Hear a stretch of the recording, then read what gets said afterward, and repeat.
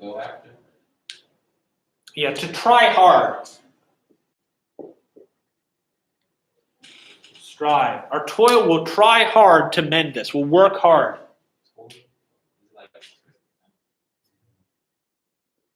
Toil is hard work. Hard, difficult work. Our hard work, the things that you don't, that your ears miss, our work, our hard work, will try hard to mend, to fix. So your patient ears aren't going to catch everything. They're going to miss some things. Maybe because, well, you don't pay perfect attention. There are no microphones in Shakespeare time. Also, the language is difficult. But even more fundamentally than that, you can't have everything to play. So the things that your ears don't get, your patient ears don't get, well, our hard work will try to fix that by our actions on the stage, by our expressions, by the way that we say things, by the costumes, by the props. We'll try to fix that. If you pay attention, whatever is lacking there for your ears, our toil shall strive to mend. One of the things that makes theater different from film is that theater is done live and in person. And so there's a much more real connection between the performers and the audience. No redos for one thing. Everything's happening right at that moment. Yeah, you can practice it, but whatever happens then is happening live. It's a lot harder to fool people.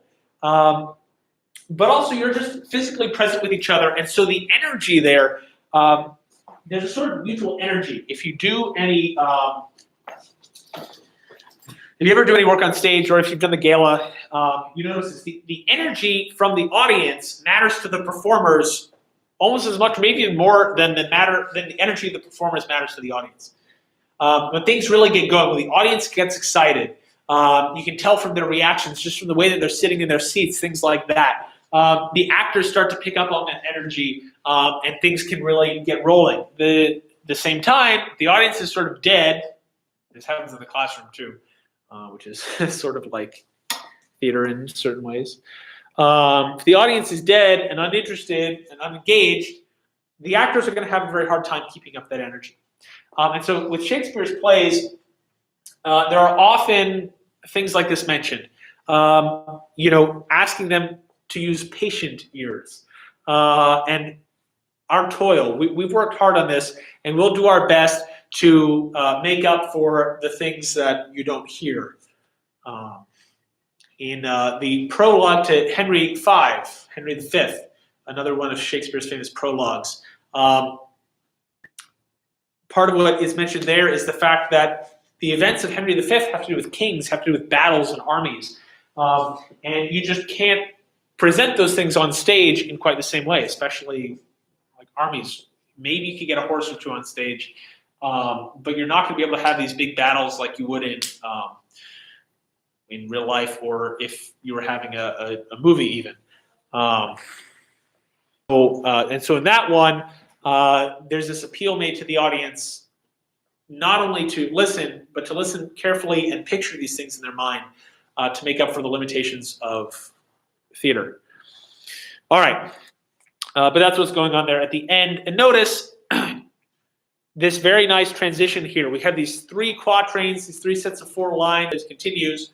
And then the couplet at the end, tying everything together, is an appeal to the audience, saying if you listen patiently, if you listen attentively, we'll do our part to make sure that we make up for any lack there.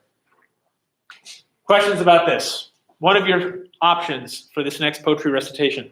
As a quick note, in terms of the grade for this class, you can choose to recite any poem that you haven't recited for me yet. Any of the ones that I've given you as options. It doesn't have to be one of these four. However, for the next only Shakespeare can be recited for the competition. So if you're hoping to recite for your house, if you're looking to support your house there, it's got to be Shakespeare. Otherwise, Just not going to back to, let's see, where did we leave off? Page 249.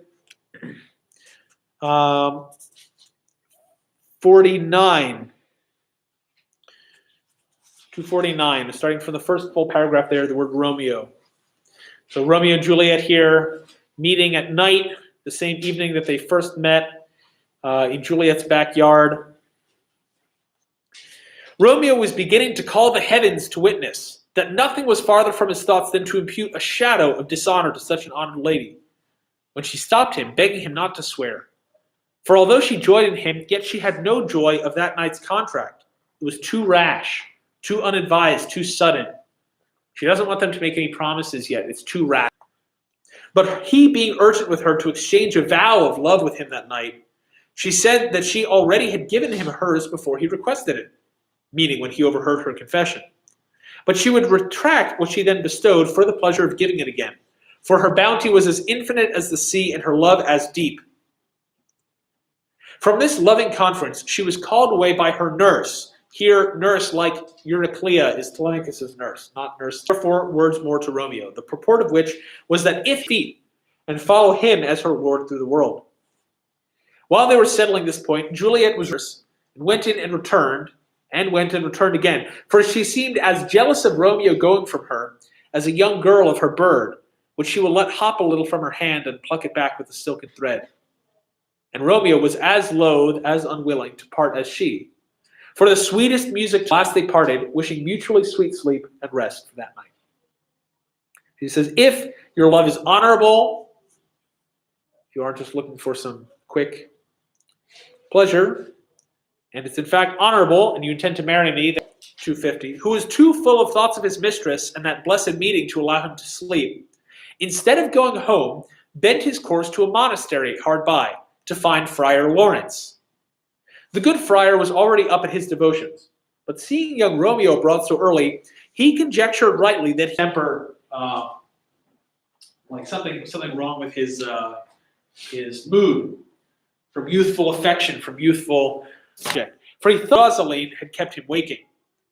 But when Romeo revealed his new passion for Juliet and requested the assistance of the friar to marry them that day, the holy man lifted up his eyes and hands in a sort of wonder at the sudden change in Romeo's affections. For he had been privy, to be privy to somebody when somebody lets you know something private. He had been privy to all Romeo's love for Rosaline, and his many complaints of her disdain. And he said that young men's love lay not truly in their hearts, but in their eyes.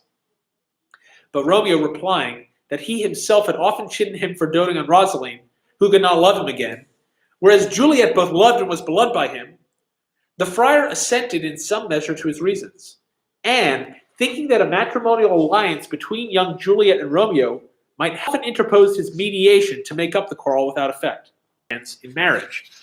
So here, things start to escalate.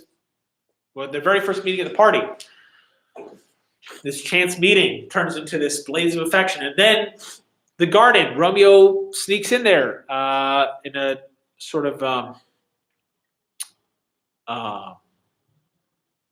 sudden, what's the word I'm looking for? Anyway, he just makes this decision to go there, and he happens to overhear Juliet declaring her love. So there is no drawn-out courtship between them. Things your brain isn't just resting; it's also processing things from the day, sort of sorting and categorizing things. This is part of why it's good to study before you go to bed and then get some good sleep, because that information will actually stay longer and you'll understand it better. But with a big decision, it's always a good idea to sleep on it. Gives yourself some time, refreshes you, gives you time to process things. But here, Romeo doesn't even have that. So without even sleeping at all that night, he goes the next morning, early in the morning, to his priest friend, Friar Lawrence, and says, I've met this new girl, we're in love, we want to get married. And how does Friar Lawrence respond to this? Romeo shows up, he hasn't slept that night, he says, dude, I met this new girl, and we're in love, you got to marry us. What would you expect this priest's reaction to be? No, or at least not yet. He knows that Romeo is young and impetuous, young and but he says yes. And what are the two reasons he says yes? What are the two reasons that he says yes to this? We read there towards the bottom of page 250.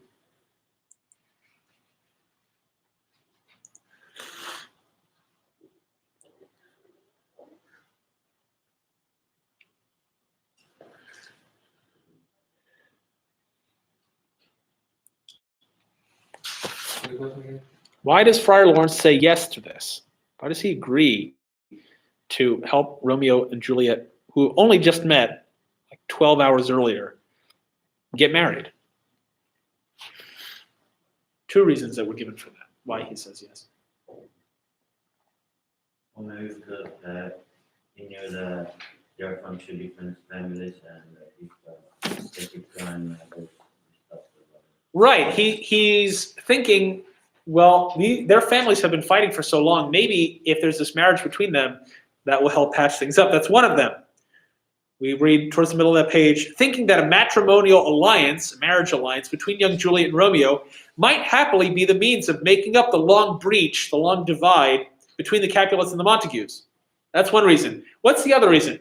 That one sort of makes sense, or it makes sense why you would want to encourage a marriage between these two. And what's the other one that we read? Right there at the end of that paragraph. Partly moved by policy and partly by what? Right at the very end of the paragraph. Partly moved by policy and partly by what? By his fondness for young Romeo, to whom he could deny nothing. He's very fond of Romeo. He doesn't often tell him things that he doesn't want to hear. So he agrees to it. There's a sort of weakness here on the friar's part also. Again, a sort of understandable kind of weakness, which is what we expect in tragedy. Understandable weakness. Is this a good idea? No. I mean, it should be obvious. This is a terrible idea. And this guy should be the one saying, let's take a step how things continue to pile up here. But he agrees. So picking up there, actually we're out of time. But there's another way in which things continue to escalate more quickly than they otherwise might. And again, that's another way that tragedies often play out, is that these small mistakes happen and things rapidly spiral out of control. A combination of mistakes, but also fate. And so we get that pity for their mistakes and also this fear that, in fact, our lives are less in our control than we'd like to think. Thank you very much. Don't forget, tomorrow we are going to have that test on Inferno, the remaining Inferno cantos. I will be available after school. I will be online virtually, working with some other students too. You can ask me questions then or send me messages. And then Friday evening, that